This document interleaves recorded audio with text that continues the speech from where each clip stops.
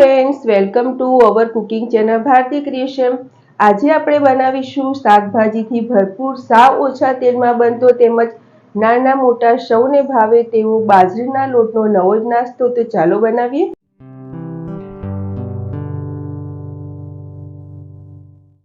સાવ ઓછા તેલમાં અને હેલ્ધી નાસ્તો બનાવવા માટે 1 કપ જેટલો આપણે ઝીણો બાજરીનો લોટ લેશું।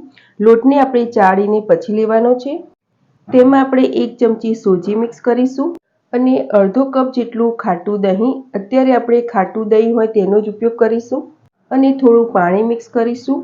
જો તમારે દહીંનો ઉપયોગ ન કરવો હોય તો તમે ખાટી છાશ મળે છે તે પણ લઈ શકો છો। હવે દહીં અને પાણીને પહેલા આપણે લોટમાં સાથે મિક્સ કરી દઈશું। આપણે જોશું તો હજી આમાં પાણીની જરૂર છે, એટલે આપણે સહેજ થોડું પાણી મિક્સ કરતા જશું અને સહેજ ઘટ એવું બેટર આપણે તૈયાર કરી લઈએ। તો આપણે જે નાસ્તો બનાવવાનો છે તેનું બેટર સરસ તૈયાર કરી લીધું છે। આ બેટર બનાવવામાં લગભગ અડધો કપથી વધારે પાણીનો ઉપયોગ થયો છે। હવે નાસ્તાને હેલ્ધી બનાવવા માટે આપણે તેમાં વેજીટેબલ મિક્સ કરીશું।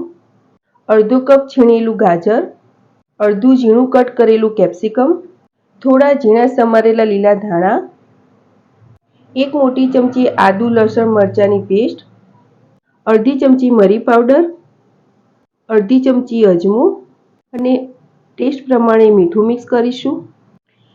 બેટરમાં આપણે વેજીટેબલ અને જે મસાલા નાખ્યા છે તે બરાબર મિક્સ કરી દઈએ। આમાં તમારે બીજા વેજીટેબલ મિક્સ કરવા તો પણ કરી શકો છો।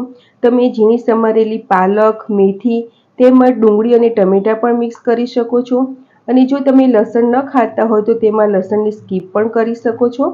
હવે આ બધું જ આપણે સાથે મિક્સ કરી દઈએ।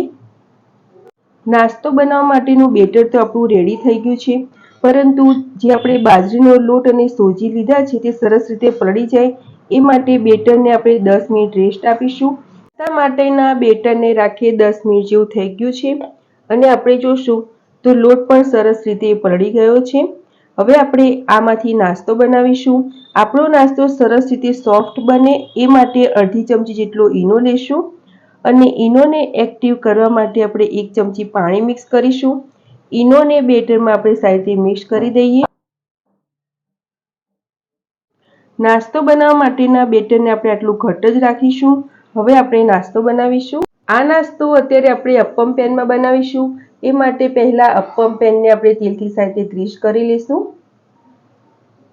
અપ્પમ પેન સરસ રીતે ગરમ થઈ જાય પછી નાસ્તાનો લુક સારો આવે એ માટે આપણે બધામાં સહેજ તલ નાખીશું અને પછી તેમાં આપણે જે બેટર બનાવીને રાખ્યું છે તે 1 ચમચી જેટલું નાખીશું।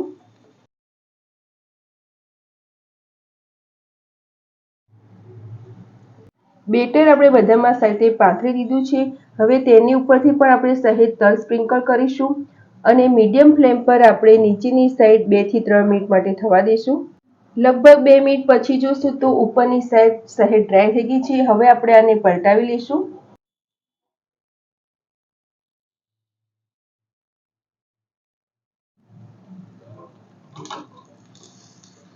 બધા જ અપ્પમને આપણે આ રીતે પલટાવીને નીચેની સાઈડ પર 2 થી 3 મિનિટ માટે થવા દઈશું। 1 થી 2 મિનિટ પછી નીચેની સાઈડ પર તમે જોશો તો સરસ ક્રિસ્પી થઈ ગયા છે। તો હવે આ બધા જ અપ્પમને આપણે પ્લેટમાં કાઢી લઈશું અને બીજા બેટરમાંથી પણ આ રીતે અપ્પમ બનાવી લઈએ। તો ફ્રેન્ડ્સ, તૈયાર છે શાકભાજીથી ભરપૂર તેમજ સાવ ઓછા તેલમાં બનતો બાજરીના લોટનો નવો જ નાસ્તો। આ નાસ્તાને મેં અત્યારે ગ્રીન ચટણી અને ટોમેટો કેચઅપ જોડે સર્વ કર્યો છે। આ નાસ્તો તમે બાળકોને લંચ બોક્સમાં તેમજ સવારના નાસ્તામાં પણ બનાવી શકો છો। બાજરીના લોટના રેસીપી તમને સારી લાગી હોય તો મારા વિડીયોને લાઇક, શેર અને આવી જ નવી રેસીપી જોવા મારી ચેનલને સબસ્ક્રાઈબ કરજો। મારો વિડીયો જોવા બદલ થેન્ક યુ।